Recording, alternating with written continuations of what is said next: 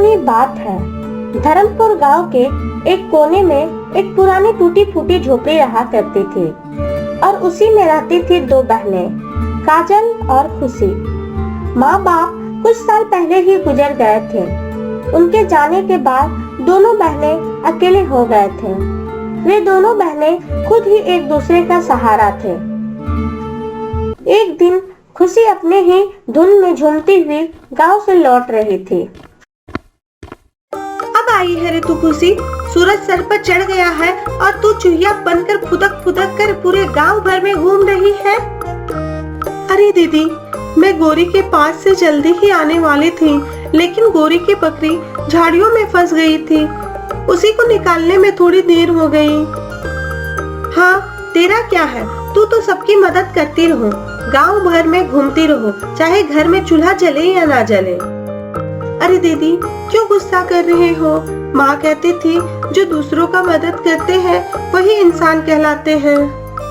माँ अब नहीं है खुशी, और उनकी कही बातों का अब इस दुनिया में कोई मूल्य नहीं रहा। अब कोई किसी के लिए कुछ नहीं करता है, सबको सिर्फ अपने बारे में सोचना होता है। ये सुनकर खुशी चुप हो गई। उसके चेहरे पे उदासी आ गई। वो झोपड़ी के अंदर गई और उदास होकर अपनी माँ की एक पुरानी साड़ी को देखने लगी।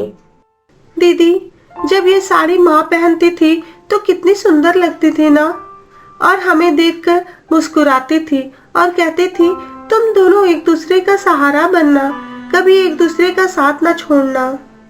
खुशी की बातें सुनते ही काजल का चेहरा नम हो गया और उसकी आंखें पल भर को भीग गईं। लेकिन काजल अपनी भावनाओं को छुपाते हुए खुशी से कहती है, मैं तुम्हारे साथ सख्त हूँ खुशी, क्योंकि मैं डरती हूँ अगर तुझे भी कुछ हो गया तो मैं अकेले कैसे जीऊंगी। इस दुनिया में मेरा सब कुछ छीन गया। मैं नहीं चाहती हूँ कि तू भी मेरी तरह कमजोर पड़ जाए, इसलिए मैं तुझे मजबूत बना रही हूँ। दीदी, आप कमजोर नहीं हो, आप ही तो मेरी ताकत हो। अगर आप मेरा हाथ थामे रखोगे तो मैं दुनिया की किसी भी आंधी से टकरा जाऊंगी। खुशी की बातें सुनकर काजल के चेहरे पर हल्की सी मुस्कान आई। उसके माता पिता के जाने के बाद वो पहली बार मुस्कुराई थी। उसी समय उनके झोपड़ी के पास तीन परछाइयां आती दिखी। वो थे रामपाल, शांति और उनका बेटा संतोष। ये लोग काजल और खुशी के सगे चाचा चाची और भाई थे। अरे काजल, खुशी, कैसी हो मेरी बच्चियों? तुम लोग ठीक हो ना? बहुत मुश्किल से जिंदगी बीत रही होगी ना भैया और भाभी के जाने के बाद? जी हम ठीक है चाचा जी, अब जो है उसी में खुश है हम। खुश? और इस झोपड़ी में अपने हिस्से की जमीन को हमारे नाम कर देती तो हम तुम दोनों को अपने साथ अपने मकान पे ना रखते। दोनों बहुत खुश और आराम से रहते वहाँ पे। माँ ठीक कह रही है, ये घर भी पुराना हो गया है, कभी भी गिर सकता है ये, और ये जमीन भी यूं ही पड़ी पड़ी बर्बाद हो रही है ना। ये सब सुनकर काजल आग बबूला हो गई। हमें किसी की मदद की जरूरत नहीं है। ये जमीन हमारे पिताजी और माँ की आखिरी निशानी है। हम इस जमीन को किसी को भी नहीं देंगे। अरे बेटी, इतना जोश में मत आओ। तुम्हारी जो खेती की जमीन है वो भी तो बिना खेती के बंजर ही हो रही है, और वैसे भी दुनिया मर्दों से ही चलती है। तुम औरतें खेत नहीं जोतती। देख लेना, एक दिन रोती बिलखती रह जाओगी हमारे पास। तब तुम दोनों को समझ में आएगा कि रिश्तेदार से मुंह मोड़ना कैसा होता है। दोनों बहनों को ये सब सुनाकर तीनों वहाँ से चले जाते हैं। लेकिन खुशी ये सब सुनकर चिंता में पड़ जाती है। दीदी, क्या सच में हम अकेले पड़ जाएंगे? वो लोग हमारी जमीन छीनना चाहते हैं ना? हाँ खुशी, पर तुम चिंता मत करो। जब तक मैं जिंदा हूँ कोई हमारी जमीन को छू भी नहीं सकता है।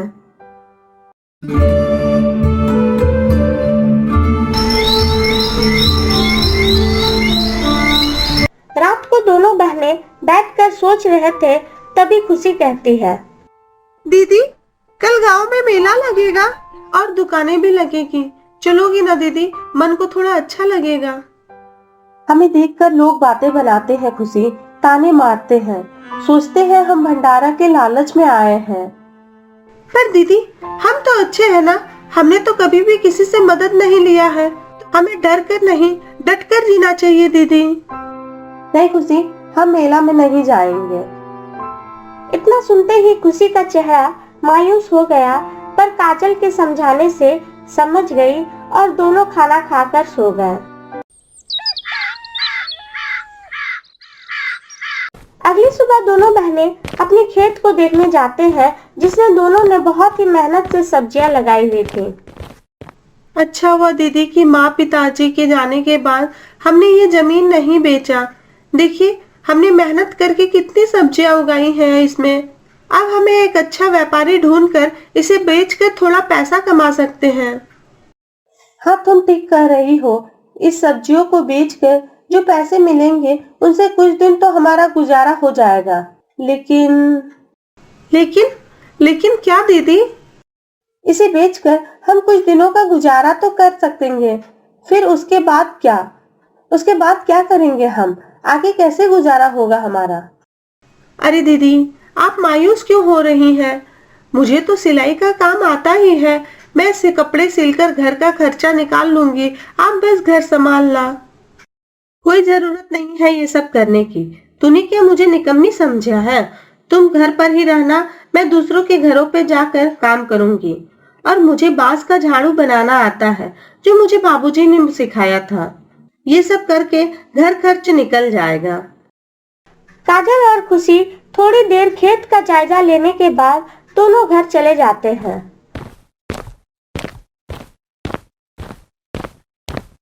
रात को जब दोनों सोने जाते हैं तो अपनी मुश्किल भरी जिंदगी के बारे में बातें करने लगते हैं। दीदी माँ और बाबूजी के बिना ये रातें और डरावनी लगती है ना, सब कुछ खाली खाली लगता है।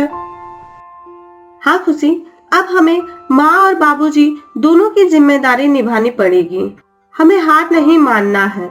ये जमीन, ये घर, सब कुछ उनका ही दिया हुआ है। इसे हमें किसी भी कीमत पर बेचना नहीं है। यही सब तो माँ और बाबूजी की आखिरी यादें, आखिरी निशानी है। काजल एक बहुत ही हिम्मती लड़की थी। वो किसी से कोई मदद भी नहीं लेना चाहती थी, पर उसे अपनी बहन को लेकर बहुत चिंता होती थी।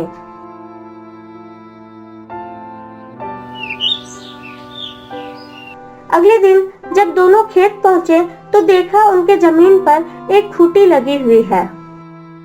दीदी ये खेत के बीचों बीच ये खूंटी यहाँ कौन गाड़ गया? कल तक तो ये खूंटी यहाँ नहीं था और ना ही हमने ये खूंटी गाड़ा है। जरूर ये खूंटी कोई और गाड़ गया है और जरूर ये काम चाचा चाची का ही होगा, लेकिन ये काम बिना सरकारी आदमी के बगैर नहीं होगा। इसका मतलब हमारे खेत को ये लोग बांटने की साजिश में लगे हैं। उसी वक्त दूर से रामपाल आता दिखा। उसके साथ शांति, संतोष भी थे। तीनों के चेहरे पर शैतानी मुस्कान थी। अरे तुम लोग इतना घबरा क्यों रहे हो? मैं तो बस तुम्हारी मदद कर रहा हूँ। तुम्हारे माँ बाप के जाने के बाद जमीन की देखभाल जरूरी है और तुम लोगों से अकेले तो होगा नहीं। चाचा जी आपकी मदद की जरूरत नहीं है हमें। ये हमारे माँ पिताजी की निशानी है, इसे हम किसी के हवाले नहीं करेंगे। अरे लड़कियों ऐसे कैसे नहीं दोगे? ये जमीन तुम्हारे और संतोष के दादाजी ने अपने दोनों बेटों को बराबर हिस्सा करके दिया था, लेकिन शायद तुम्हारे पिताजी ने अपने आखिरी दिनों में ये बात कहना भूल गए। चाची आप ये हम पर अपना दुश्मनी निकाल रहे हैं। ये हमारे माँ बाबूजी की जमीन है, ये हमारी जमीन है। अरे इसमें दुश्मनी कैसी? हम अपने हिस्से का जमीन भी नहीं लेंगे क्या? चाची ये जमीन हमारी है और हमसे हमारी जमीन कोई छीन नहीं सकता है। काजल तुम हमारी बात नहीं मानोगी, लेकिन कानून की बात तो मानोगी ना। जमीन हमारे पिताजी ने हम दोनों भाइयों को दी थी। अभी पटवारी आएगा और तुम्हें जमीन के कागजात दिखाएगा, फिर तेरा मुंह खुला ही रह जाएगा। इतना कहकर तीनों लोग वहां से चले जाते हैं। दोनों बहनें कुछ देर के लिए खामोश ही रहती हैं। चाची क्या कह रही थी? हमसे हमारी जमीन छीन लेंगी क्या? तुम चिंता मत करो, मैं जब तक जिंदा हूँ ऐसा होने नहीं दूंगी। काजल को भी इस बात की चिंता थी, मगर वो खुशी को हिम्मत देती और अपने आप को समझाती। उसी दिन काजल और खुशी दोनों गांव के सरपंच के पास जाते हैं। वहां जाकर देखा रामपाल और उनकी पत्नी पहले से ही वहां मौजूद थे। सरपंच जी, मैं आपसे मदद मांगने आई हूँ। मेरे चाचा चाची मेरे जमीन को हड़पना चाहते हैं। ये जमीन हमारे माँ और बाबूजी की आखिरी निशानी है। उसको हम किसी भी कीमत पर नहीं दे सकते हैं। कृपया हमारी मदद कीजिए। अरे ओ काजल, इतना गरज क्यों रही हो? छोटी हो छोटी बनकर रहो, ऐसे बड़ों के बीच में मत बोलो, समझी? अरे जाओ, काहे के बड़े लोग जिनकी सोच इतनी छोटी है, जो अपने ही का जमीन हड़पना चाहते हैं। काजल, तुम हमारी बात नहीं मानोगी, लेकिन कानून की बात तो मानोगी ना। जमीन हमारे पिताजी ने हम दोनों भाइयों को दी थी। अभी पटवारी आएगा और तुम्हें जमीन के कागजात दिखाएगा, फिर तेरा मुंह खुला ही रह जाएगा। देखो रामपाल, जो तुम कह रहे हो अगर वो सच है तो फिर कोई बात नहीं, मगर यदि तुम परिवार के नाम पर ठगी कर रहे हो तो ये गांव की मर्यादा के खिलाफ है और यहाँ परिवार के नाम पर ठगी नहीं चलेगी। नहीं सरपंच जी, ये बच्चियां झूठ बोल रही हैं। ये जमीन हम दोनों भाइयों की है। हम तो बस जमीन की चिंता कर रहे थे। इन बच्चियों से इतनी बड़ी जमीन कैसे संभलेगी? और मेरा भाई भी इस दुनिया में नहीं रहा, तो अब मुझे ही तो सब कुछ संभालना पड़ेगा ना। सरपंच जी, अभी पटवारी आएगा और आपको जमीन का कागज दिखाएगा। सरपंच जी, मेरे चाचा और चाची शायद पटवारी से मिलकर फर्जी कागज बनवा रहे हैं। मैंने तुम दोनों की बात सुन ली है। इस बात पर कितनी सच्चाई है वो मुझे पता लगाना पड़ेगा। अब ये फैसला कल होगा। सरपंच ने दोनों पक्षों को समझाया और अगले दिन में आने को कहा और सारे गांव वाले कानाफूसी करने लगे। अरे भैया, ये रामपाल ही बदमाश है। इन बच्चियों को तो मैं बचपन से देख रहा हूँ। ये लोग झूठा इल्जाम नहीं लगा सकते। अरे हाँ मोहन भाई, ये रामपाल और उसकी पत्नी दोनों ही बेईमान है। किसी का भी ऐसा रिश्तेदार हो तो उसे दुश्मन की क्या जरूरत।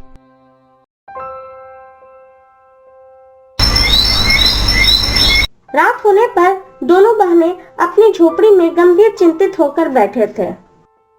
दीदी, कल सरपंच जी हमारी तरफ से फैसला सुनाएंगे क्या नहीं?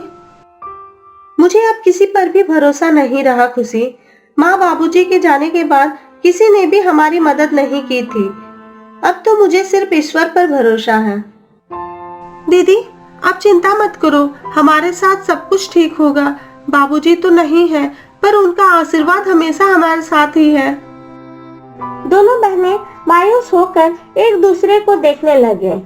रात गहरी थी, दूर कहीं उल्लू की आवाज आ रही थी। दोनों की खामोशी में एक अलग सा सन्नाटा था। दीदी, विश्वास ही नहीं हो रहा है कि अब माँ और पिताजी हमारे बीच नहीं रहे। हम कितने अकेले हो गए हैं ना।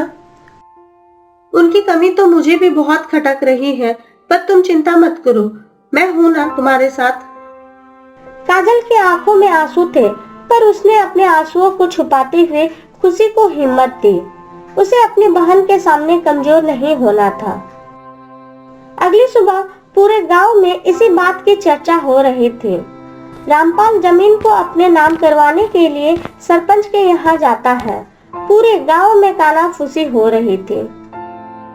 ए बोला, देख तो ये रामपाल क्या गजब कर रहा है। अपने मेरे भाई की बेटियों को ही बेघर करना चाहता है। हाँ काकी, कलयुगी जमाना आ गया है। रामपाल अपनी ही सगी भतीजियों को घर से बेघर करने में तुला है। रामपाल जमींदार के पास आकर उससे फुलाने फुसलाने लगा। काजल को जब इस बात की भनक लगी तो वो भी खुशी के साथ सरपंच के यहाँ पहुँच गई। सरपंच जी, हमें बस इंसाफ चाहिए था। मेरे बाबूजी के जमीन पर मेरा चाचा अपना दावा कर रहे थे और आप लोग उनका ही साथ दे रहे हैं। मुझे आपसे ऐसी उम्मीद नहीं थी, मगर मैं चुप नहीं रहूंगी। ऐसे कोई भी आकर मेरे पिताजी का जमीन हड़प नहीं सकता है। रामपाल वहाँ बैठा सारा किस्सा सुन रहा था और नाटक करके कहता है, अरे सरपंच जी, हम तो बस इनकी भलाई ही कह रहे थे। मेरे भाई की मौत के बाद मैंने ही दोनों को सहारा दिया था और अब दोनों बड़ी हो गई है तो मुझे ही बदनाम कर रही हैं। आप ही बताइए, क्या ये इंसानियत है? अरे बच्चियों, तुम्हारे चाचा ठीक कह रहे हैं। तुम लोग एक ही परिवार से हो और परिवार में ऐसा झगड़ा अच्छा नहीं होता। और बेटी, सरकारी कागज के अनुसार इस जमीन पर इनका भी हक है। ऐसे कैसे इनका भी हक है? ये लोग बस हमारी मजबूरी का फायदा उठा रहे हैं। ये लोग परिवार नहीं, बस जमीन के लालच में परिवार होने का ढोंग कर रहे हैं। तभी वहाँ पर पटवारी रमेश आता है। सरपंच जी, सरकारी कागज के अनुसार ये जमीन सिर्फ इनकी ही नहीं बल्कि इसमें रामपाल जी का भी हिस्सा है। पटवारी जी, आप ऐसे कैसे कह सकते हैं कि इस जमीन पर इनका भी हिस्सा है? आपके पास इसका कोई सबूत है क्या? अरे हाँ, ये बात तो तुम बिल्कुल ठीक कह रही हो। रामपाल, तुम्हारे पास कोई पुख्ता सबूत है क्या जो ये साबित कर दे कि जमीन तुम्हारा भी हिस्सा है? और है तो उसको कल पेश करो, फिर ये पंचायत बैठेगी। सरपंच की बात सुनकर रामपाल शांत पड़ गया और वे लोग वहाँ से चले गए।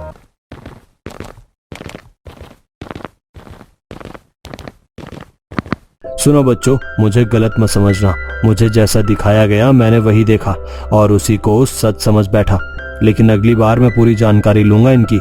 मैं रामपाल के कहने में नहीं आऊंगा और ये लोग तुम्हारे साथ छल करेंगे तो इनको दंडित भी किया जाएगा। ये सुनकर काजल और खुशी के चेहरे पर थोड़ी राहत महसूस हुई और दोनों घर चले गए।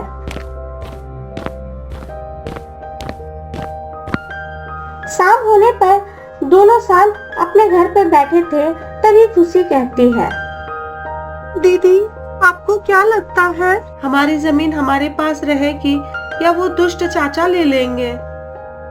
पता नहीं खुशी, अभी किसी पर भी भरोसा नहीं कर सकते हैं। वे लोग लालच में हमारे साथ कुछ भी कर सकते हैं।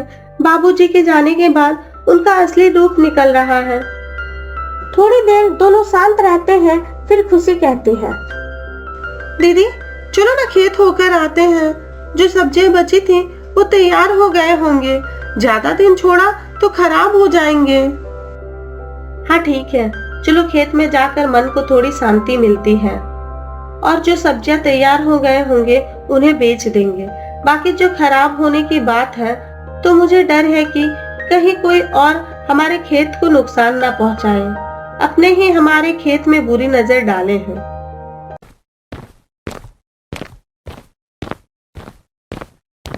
काजल और खुशी दोनों खेत को जाने लगे।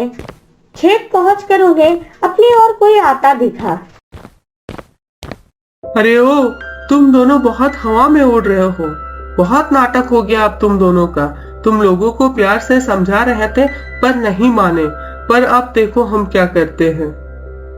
संतोष भैया, हमने तो आप लोगों के साथ कभी बुरा नहीं किया है, तो आप लोग हमें क्यों परेशान कर रहे हैं? बहुत बोल रही हो तुम। छोटी हो छोटी बनकर रहो। तुम लोगों को हमने अपने घर पर रहने को भी कहा था, लेकिन अब तुम लोग दर दर की ठोकरें खाओगी। दीदी देखो ना, ये हमें धमका रहे हैं। अब तुम ही कुछ कहो। बस करो, चुप हो जाओ तुम दोनों। खुशी, इससे झगड़ा करने की कोई जरूरत नहीं है। और संतोष, तुम चले जाओ यहाँ से, नहीं तो मैं पंचायत में जाकर कह दूंगी कि तुम हमें धमकी दे रहे हो। ठीक है, जाता हूँ, पर इतना से याद रखना, तुम लोगों को मैं सब कुछ लेने नहीं दूंगा। और तुम लोग बहुत ऊपर उड़ रहे हो ना, थोड़ा संभल कर रहना। कब नीचे गिरोगी पता भी नहीं लगेगा। इतना कहकर संतोष वहाँ से चला गया। काजल और खुशी दोनों चिंतित हो गए। दोनों थोड़ी देर के बाद घर आ गए।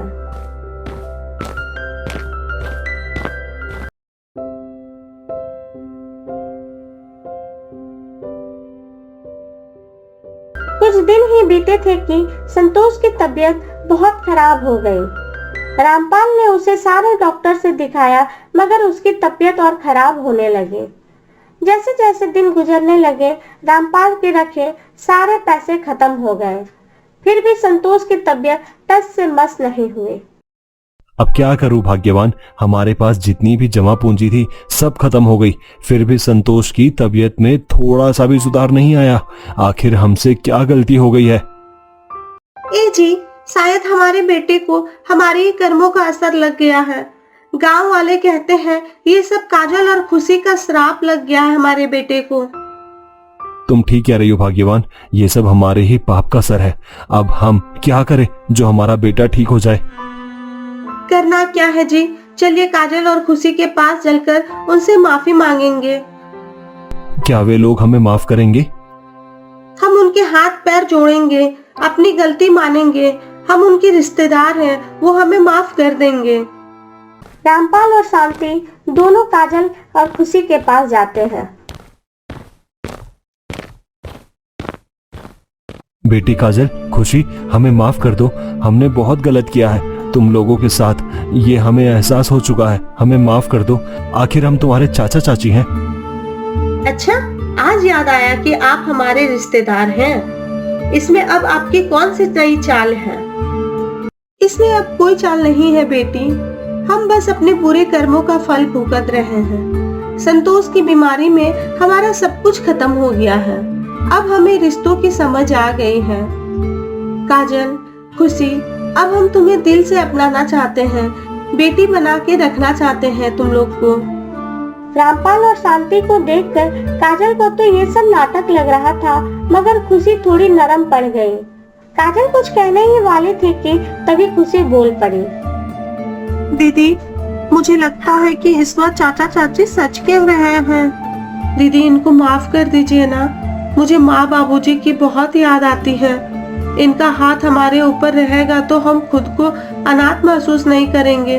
प्लीज दीदी, इन्हें माफ कर दीजिए ना। प्लीज दीदी, इन्हें माफ कर दो ना।